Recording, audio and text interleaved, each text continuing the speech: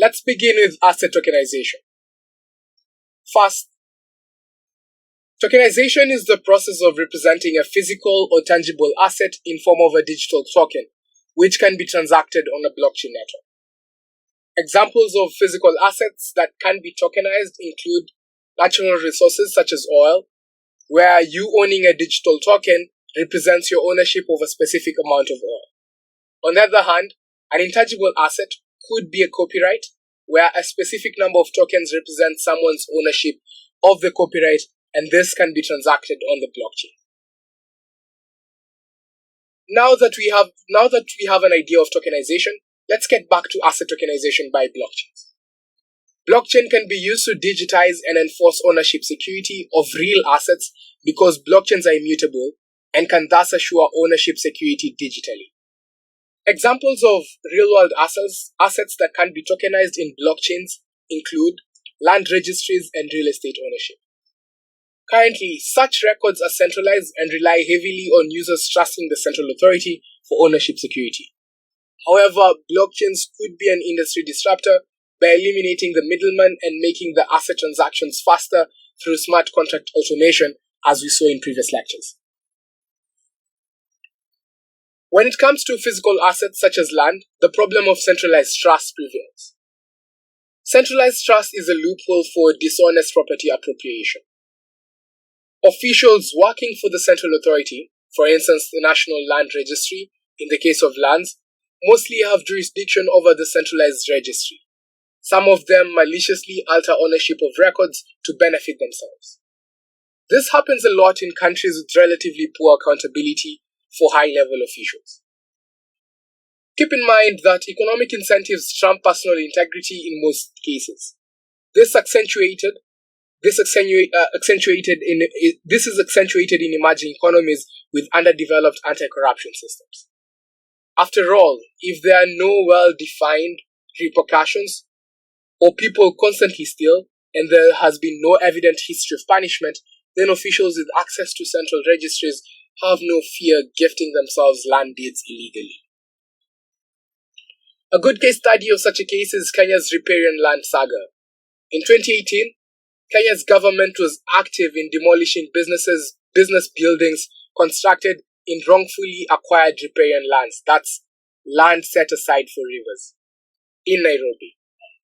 Land officials who had access to land records, set aside for natural resources, fraudulently sold title deeds to businesses around Nairobi. This was only possible because they could alter the central land registry's database and shift the ownership of national land to the businesses they sold to. Of course, while some of these buildings had been existent for a very long while, the government finally realized and decided to take action. However, all this could have been mitigated had there been a decentralized and secure way to store such records. The solution to this is blockchain-based asset tokenization. Blockchains can be used to tokenize asset ownership, for instance, land registries and real estate ownership. First, the record of ownership is placed on the blockchain. That is ownership documents like title deeds. This allows for peer-to-peer asset transactions in a secure and immutable setup. Remember when we said blockchain solves the double spend problem for the Bitcoin protocol in the Bitcoin protocol lecture. This means that you can't trade what you don't own and no node has authority over the registry ledger. Blockchains hence eliminate any malicious officials who might be incentivized to change records for their own economic reasons. Second, registries are pegged to digital tokens representing their value. This token can be transacted on a blockchain network. A digital transaction represents a change of ownership of the physical asset. For assets such as land, these will be non-fungible tokens whose value could be different despite the size of land being the same. As we stated in Module 1, land cannot be fungible. However, non-fungible tokens or NFTs are best left for more advanced courses. Feel free, though, to ask about NFTs in our question and answer webinars or on the discussion forum. Tokenization also allows for fractional ownership of assets. Now, instead of me being a millionaire to invest in a real estate project in London, I can just pay $2,000 for the tokens representing the real estate, and I'll be a part owner of the project.